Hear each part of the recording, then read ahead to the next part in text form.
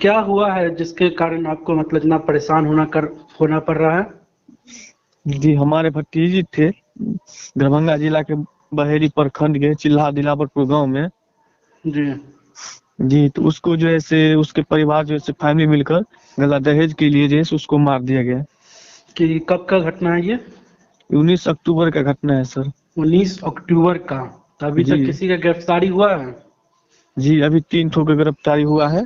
लड़की का ससुर का जिसका नाम है जगदीश केसरी, और जी। उसके सास का जिसका नाम है उम्दा देवी, और उसकी दियादनी जो है बड़ी वाली उसका जो अनीता देवी नाम है। गिरफ्तारी के बाद फिर आप लोग को क्या परेशानी हो रही है जिससे आपके परिवार को परेशानी झेलना पड़ रहा है? जी, हम लोग का परेशानी ये है सर कि वो जो है लड़का का जो पिता है जगदीश केसरी, जी। वो भागा है सर। अच्छा।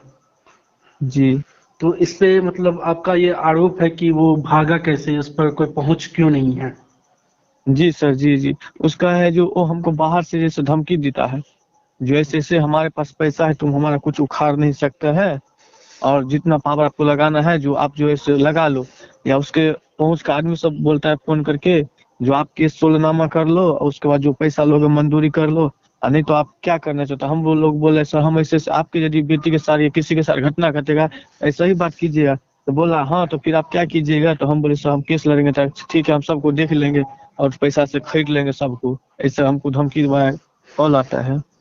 कब उनकी शादी हुई थी जिनके साथ ये घटना हुआ है? पूरा एग्जैक्ट तो सर समय तो अभी नहीं मालूम है, लेकिन फिलहाल जो है सो याद तो था लेकिन अभी ध्यान में नहीं है, लेकिन फिलहाल 1-1.5 साल हो गया है शादी ये का। जो है नया नया उनके पति भी यहीं रहते थे क्या? जी सर, पति वही यहीं पर रहते थे, लेकिन शादी के बाद जो है तो बेंगलोर चले गए थे। तो वो लोग बाहर ही थे जब ये घटना घटा, तो घर पर कौन कौन था? जब ये घटना वो सर बाहर से एक प्लानिंग बनाकर आए थे सब विचार करके।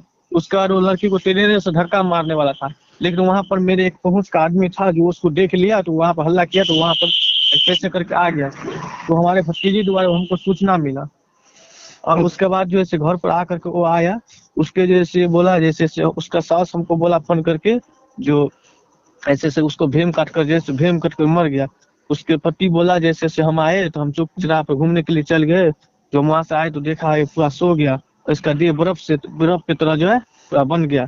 और उसके भाभी बोला जो हमारे सामने में जैसे खुदकुशी कर लिया फांसी पर लटक करके।